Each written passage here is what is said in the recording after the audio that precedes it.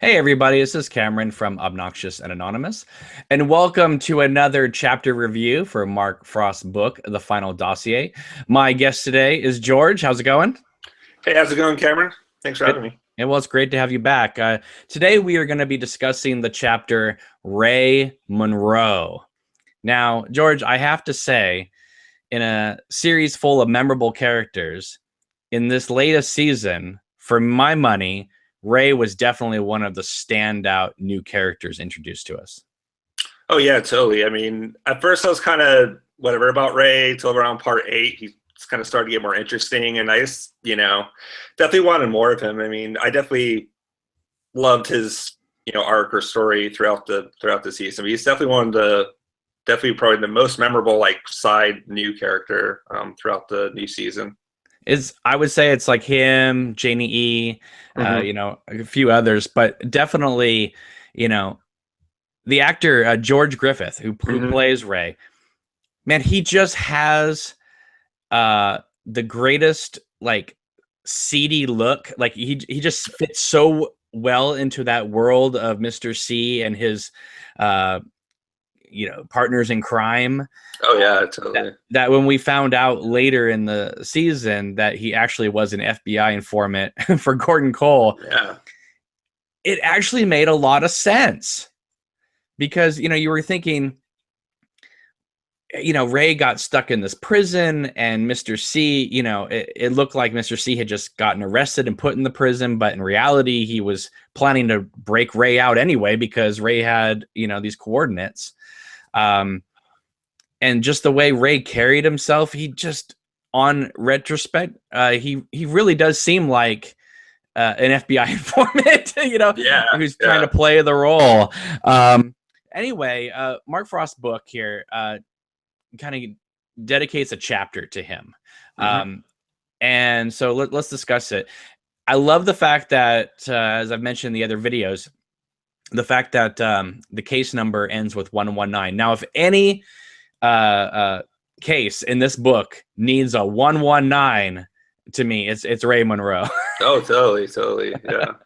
And I can't believe the doppelganger did not sense this, feel this, that he was, I mean, he knew that Ray was kind of a schemer, but Yeah. you would think that Mr. C would have realized that the ulterior motives of Ray. I mean, maybe he did because, we know about, what happened in part 8, but that seemed to Mhm. be like a choice made because of recent events as opposed to uh, him feeling like Ray was a double crosser right from the start.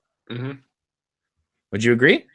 Yeah, I mean, I definitely would, and I mean, I think, I felt well when Gordon said, in part 17 that he was an FBI informant. I mean, it wasn't so out of left field. It probably wasn't until like maybe even early, I guess, probably until like part 7 or 8, where it kind of felt like this was kind of a arranged kind of thing, like Well, you especially know, since he's contacting Philip Jeffries, yeah, right? I mean, we knew yeah, something was up, but when Gordon laid it out for us, we were like, okay, that just completely yeah. dotted the I's and crossed the T's, and just in one line, a lot of things just clicked. Yeah, just like kind of all came together. I'm kind of glad they went that route. I'm some like my favorite types of characters and film and shows are just kind of this kind of seedy, kind of double crosser, kind of double agent kind of type characters. And Ray definitely invoked that a lot from my point of view. I really enjoyed that they actually did something with his character. He just wasn't. Not that he was like Daria, where he's just kind of there and just kind of set up to be murdered. Like he had a little bit of depth to him through the episodes that he was in. I mean, Well, I feel Daria had depth. It's just that she was killed before she could reveal a yeah, lot of it. yeah. And I love the character Daria. I think that actress, her name's escaping me, pulled it off really great. That's definitely one of my favorite scenes in the new season. I mean, Well, it's just so brutal, not in terms of the violence per se, but just the way Kyle plays it, just so slow and methodical, and the way he kind of cradles her, yeah, and while he's just like pulling out the picture of Judy or Jaude, whatever, yeah, yeah. it's really great stuff. Okay, so the chapter begins with Tamara Preston. talking about Ray being the deep cover informant. And it says that he has been working on this case for almost 2 years, but it's only been in recent months that he actually managed to infiltrate the doppelgangers group. And I was thinking about that, like, yeah, it kind of makes sense, because when we first are introduced to him in that diner scene, he does kind of seem like the newbie in this group that Mr. C has to kind of be very big and bravado with him and kind of put Ray in his place, and Ray's just kind of staying up to him, and not like as a lackey, but more of like, like, what are you gonna do? No, he definitely is kind of trying to kind of get in closer with Mr. C. Just kind of the way he was kind of acting in that diner scene, and like he was like, got the information for you from Pacing Secretary and all that. So it seemed like he was trying to infiltrate in a little bit further, but it seems like Mr. C just kind of he wants the information, not needs it. So, and she goes on to say that Ray first got into this by being hired in Las Vegas, working under Duncan Todd. So that kind of connects in with how that whole operation was going, saying that that this was something that Mr. C had obviously been running too. So he obviously had his hands in a lot of cookie jars.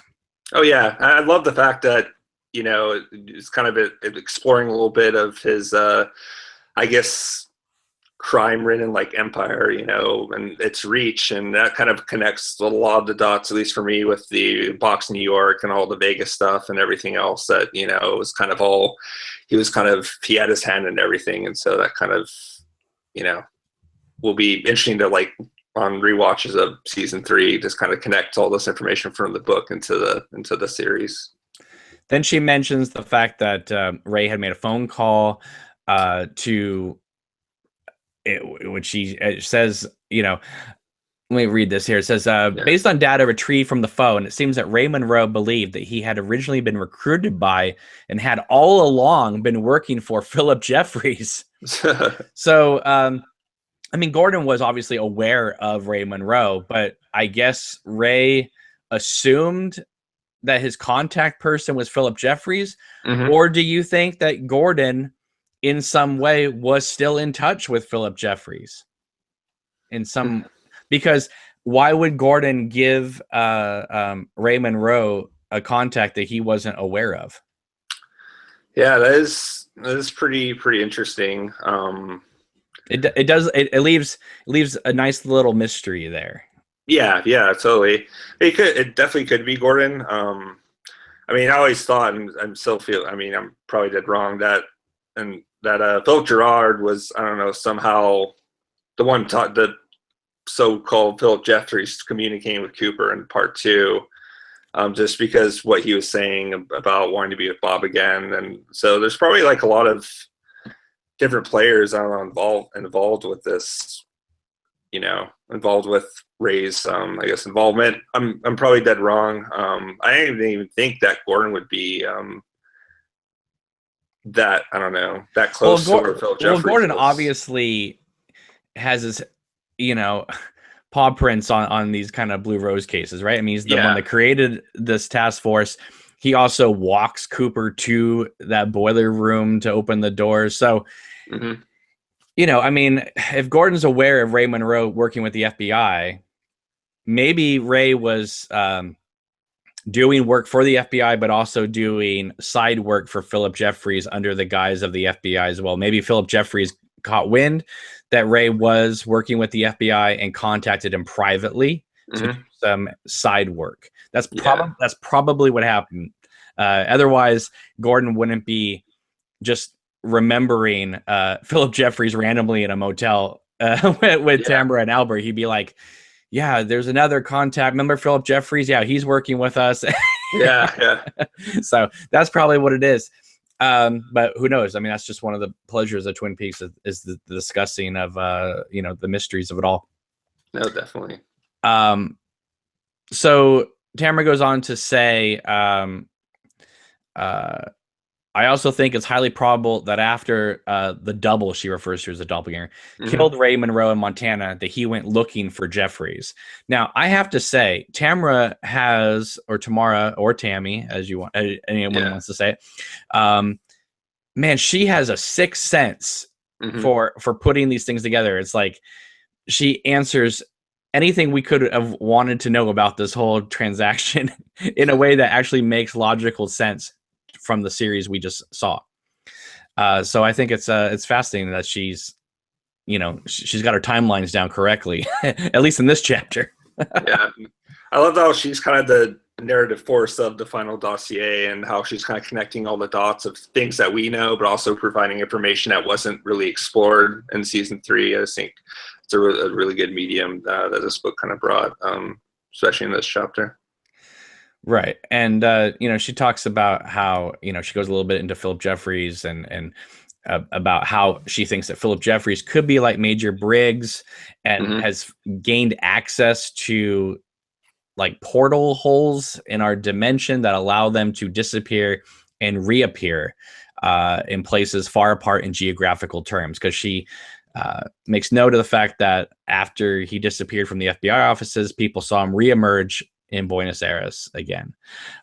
So she kind of puts 2 and 2 together there. Then let's see. Then she says that after Ray Monroe died, our investigators found a matchbook in his pocket for a roadside motel called the Dutchman's Lodge. And that's obviously the motel where the doppelganger later saw Philip Jeffries. And it was the motel used for the Teresa Banks thing in Fire Walk with Me. Oh, really? Oh, Yeah, it's not supposed to be the same motel, but they just used the location. Okay. And then she says that this is a place that was shut down in the 60s. It was but the matchbook seems relatively new. So obviously this is a motel that kind of emerges and when it wants to. But when the doppelganger comes out and meets Richard there, right? The motel is behind him. Is it? I believe so, because I thought it was the convenience store where they meet outside, and it's the convenience store. they meet outside, but isn't he goes up? Oh, because he goes up the stairs and then he disappears, right? Yeah, because you go upstairs and then then you go up I think another set of stairs, and the woodsman, I guess, has to let you through the wood trail. Okay. Then it gets... You know what? You're right. It's been a while since I saw. I just remember seeing the building behind them and thinking, well, if this motel doesn't really exist, then how is Richard showing up there? Either means, I guess, Ray has gone through the convenience store and everything, or Mr. C just gave him a matchbook. But I mean, I'm kind of more inclined to believe the former, because I think that's definitely more interesting. She then goes on to say, okay, there's a 2-day gap in our knowledge of the doubles or the doppelganger's movements between when he killed Ray and when he showed up in Twin Peaks. And then this is where she takes her sixth sense to the next level. She says, is it possible after killing Ray, the double went to this Dutchman's Lodge looking for Philip Jeffries? Wow, that's a pretty good observation there, Tamara. And she says, what might the double have learned there? Wow. And then she says, if Jeffries is still out there in the ether somewhere in the same way that Briggs was, lost or hiding, could this experience be so assaultive and disoriented to the senses that one consequence is when you're never completely sure exactly where or when you are? Yeah. So she kind of brings up the idea that when Philip Jeffries showed up in the office, the FBI office, that he didn't disappear in Buenos Aires in 1989 and then emerge in the FBI offices in 1989, that he may have been in the future somewhere and got zapped back to 1989. Yeah. I mean, it's really crazy to think about, especially with everything that happens with Cooper in the last few episodes. Much like Philip Jeffries and Major Briggs, it seems like going through these dimensions or alternate timelines kind of either like, I guess, evolve a person, or they kind of turn to something else or someone else. It's all very interesting. I definitely like, I guess, those connecting of those dots that I guess Tammy did, with all those three characters. Right. And then she says, for argument's sake, let's assume after he killed Ray and learned about the Dutchman's, the Double and Jeffries had some sort of contact outside of linear time. How is she putting this together? I mean, it's hilarious. I mean, I know, right? Mark Frost co-wrote the script, but how is Tamara Preston putting this together? It's quite astounding. She's even a better FBI agent than I assumed. And then she says, let's go back to that moment, at the FBI offices in 1989, when Philip Jeffries says, who do you think this is there? Now, of course, that is the Fire Walk With Me line, right? In the series, it was, who do you think that is there, right? I think so. It was the reverse, because the alternate scene for Fire Walk With Me, and its dialogue's a little bit different. Right. Well, they brought in the guy to loop it too. So but then she says, I love this line. Did Jeffries think he was seeing the Double and not Special Agent Dale Cooper? It's like, wow, for all those who weren't paying attention through this entire series, here it is, right? served to you on a platter. And then she concludes by saying, I'm just putting this out there. So again, there's not a lot about Ray Monroe in this chapter, but I like the fact that they still dedicated a chapter to this character, kind of dropped a few little nuggets in there. And I think that he remains just a great character. I love seeing him like laying in the Black Lodge after he was shot. I think that when the doppelganger put the ring on him and then we saw Ray in the lodge, I think for a lot of people, it kind of, again, dotted the I's and crossed the T's of like, how does this ring work? Because some people, I know for many years, it's like Cooper saying in Fire Walk With Me, don't take the ring, Laura, don't take the ring. And then the one-armed man throws the ring and then she puts it on and all that. But season 3 really cemented the idea that if you're wearing the ring, you're going to the lodge. Yeah. And it made it a little more logical. I mean, from seeing Fire Walk With Me, for so many years, I mean, the more, I mean, I'm kind of an obsessive film watcher, so I like to kind of pick on the what ifs and different details. And, I just think that I thought it was well done how they elaborated more on what the ring does. It's like your soul's kind of trapped into the Black Lodge and you're kind of cemented into that world, And so I think that was, it was really beautifully done on their part. And I just want to say that the actor, George Griffith, he is... Oh, he's great. From what I've seen, he's gone above and beyond, making himself accessible to fans, going to the Twin Peaks pop-up shops and stuff like that. So good for him. I'm really happy that he's enjoying his new fame in the Twin Peaks world. Yeah. No, I mean, it's kind of sad that his character wasn't much bigger for how much he supports the show, on his Twitter. Like most of the stuff he posts is Twin Peaks related. And I just think it's... But he was given a quality character. Oh yeah, no, totally. So, and he had more screen time than Audrey. So yeah, there you go. I'm all right with that. So hey, now let's not talk trash about Audrey. Okay, but overall, what did you think of this chapter? I mean, I really liked it. The place where this is in the book is this after like so many great chapters. The book kind of elevates in so many like great ways, and the Ray Monroe, after the Philip Jeffries and the Judy stuff, it's just like, wow, this is just another great quality chapter elaborating on a character that everyone's very intrigued by, I feel. And I think there's definitely a lot of love for Ray Monroe, and I think Mark Frost did really good with this chapter. Yeah, and I think that when people found out that there was going to be a chapter on Ray Monroe in this book, I saw interest levels peak. So yeah, no, that was definitely. I mean, all the chapters were really surprising. But that was when I was kind of popped open my eyes a little bit more. I was like, I'm glad that they're doing something with him. It just gives more lore to his character. So after all, I mean, he is one of the few people who's shot Agent Cooper and lived. Yeah. So, oh, totally. Anyway, guys, thank you so much for watching. Write down in the comments what you thought about this chapter, what you think about the character of Ray Monroe. And I really appreciate you guys supporting this channel, and we will see you next time. Take care.